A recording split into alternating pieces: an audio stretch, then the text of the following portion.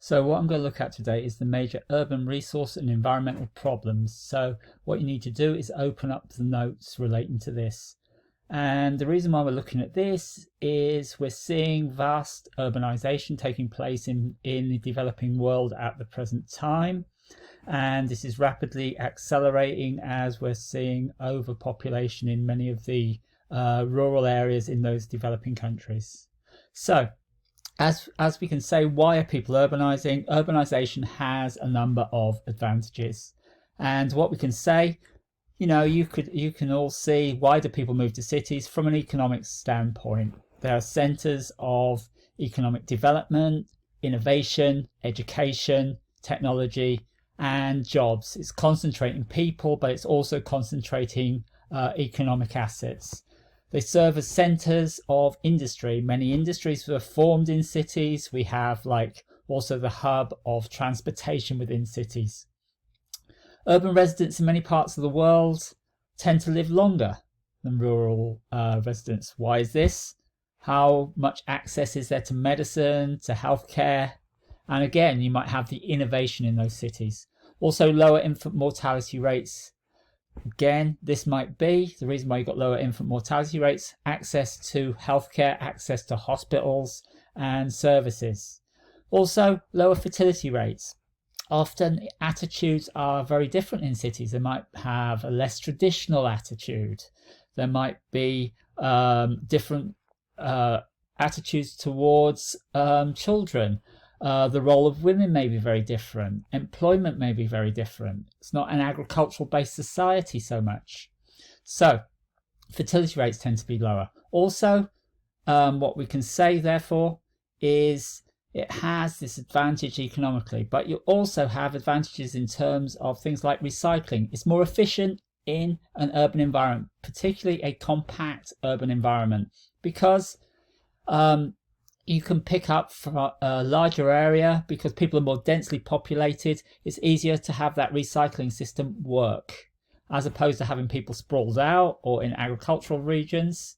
So it's because of this concentration. Also, there tends to be more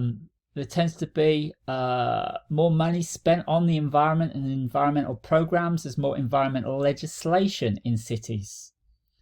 But also, concentrating people in cities helps to preserve biodiversity. If you keep people in the city, they're not spreading out with, like we talked about, urban sprawl, spreading out into the countryside, spreading out into those habitats. Okay, and also, again, keeping people in a compacted city, what we have is a much more efficient mass transportation system. But these are just some of the advantages of urban areas. However, there are a number of disadvantages of urban areas, which is a problem particularly for the environment. Half of the world's population now live in urban areas, and this is increasing significantly, particularly in developing countries. They have a huge ecological footprint.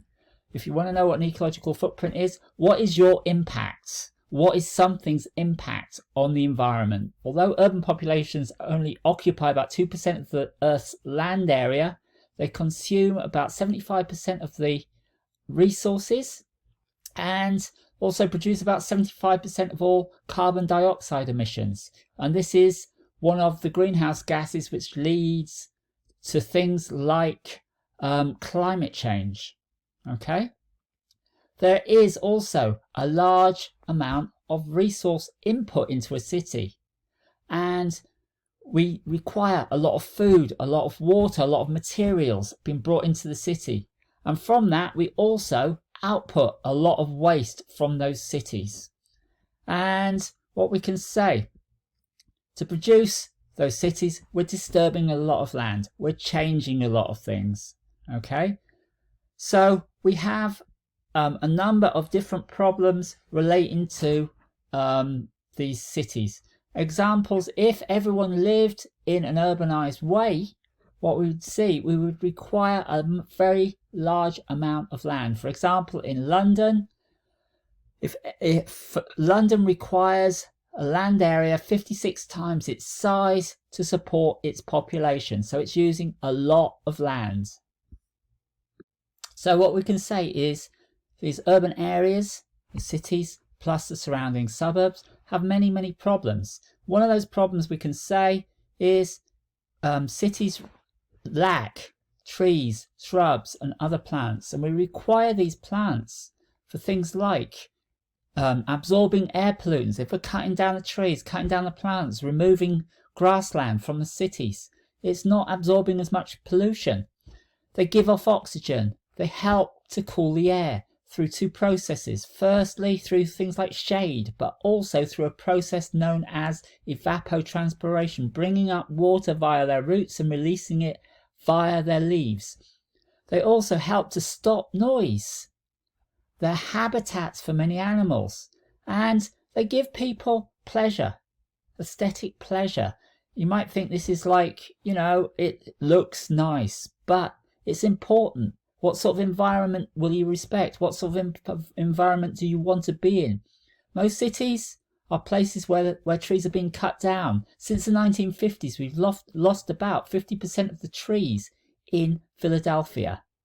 Okay, most cities. Also, one of the other problems, most cities produce very little of their own food. How much of your own food do you produce? Where is it coming from? How far away? What do we require if that food is coming from further and further away? More pesticides, more transportation, more packaging, producing more waste. How healthy is that food if it's coming from further and further and further away? So, are you producing any food? Are you growing anything? So some of the things that we could possibly do, every little bit would help. Most cities produce little of their own food. However, people can grow their own food by maybe planting community gardens, getting involved in planting a community garden. It helps to provide community. If you never meet people, how do you provide and understand other people within a community, within a society? We could create gardens or greenhouses on roofs. We could put sort of greenhouses in our yards. We could also grow things on our patios, use window boxes and balcony planters. And I know this sounds a bit strange, but raising fish in tanks. Is there any disused factories? You could raise fish maybe in tanks in those factories. I'm not suggesting that we just raise fish in a little aquarium at home and think, oh, that's very fresh fish, we'll eat that. Or we could actually put fish in a sewage lagoon. At some point the water becomes able to sustain those fish in a healthy environment. So, other things that you could do, we could use more farmers markets. There's many farmers markets in and around Philadelphia. We also have water problems. As cities grow, their water demands increase, and this requires pipelines, reservoirs. It also requires pumps. Sometimes it requires wells to be built. We're also covering vast amounts of the land with buildings, road surfaces, concrete, which is causing runoff. It's not allowing the water to seep back down into the groundwater. It's instead passing over the surface, causing causing flooding. Passing over the surface, causing flooding, often overloading storm drains, bringing pollution with it. And when it goes down those storm drains, often it's released back into the river, missing out the groundwater. Our groundwater supplies are going down. Okay, so we've got a problem relating to water. And one of the things that we can say to that is, how can we prevent this? We could possibly be more thoughtful about the washing machines we buy, the types of showers we have. Could we recycle water? Could we use grey water? These are some of the ideas. We have to think. Water is a very valuable asset, but we're overusing it, And one of the things that we also can say, there's a concentration of pollution in cities. Noise pollution, air pollution. We've got photochemical smog, which on hot days you sometimes might find it hard to breathe within the city. You might find it hard. You might find that you have burning eyes. We've got a concentration of this pollution. What are we doing about it? Think about noise pollution within the city also. So we've got problems relating to pollution. Also, light pollution. How much light pollution is there in the city? Is it ever dark?